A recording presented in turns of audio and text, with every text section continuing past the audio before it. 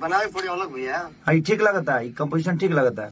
दोस्तों आप लोग देख रहे हैं भोजपुरी हैंगआउट और भोजपुरी हैंगआउट में आप लोगों का बहुत बहुत स्वागत है। दोस्तों आप लोग खेसारी लाल यादव के नए बोलबम गाने के लिए काफी ज्यादा इंतजार कर रहे हैं। तो दोस्तों देख सकते हैं खेसारी लाल यादव भी अपने बोलबम के नए गाने की तैयारी में लग चुके हैं। खेसारी लाल यादव का एक वीडियो सामने निकल कर आया हुआ है जो कि कल रात का है, करीब 2 बजे का, जब खेसारी लाल यादव अपने नए वाले स्टूडियो में राजाराम फिल्म का डबिंग कर रहे थे।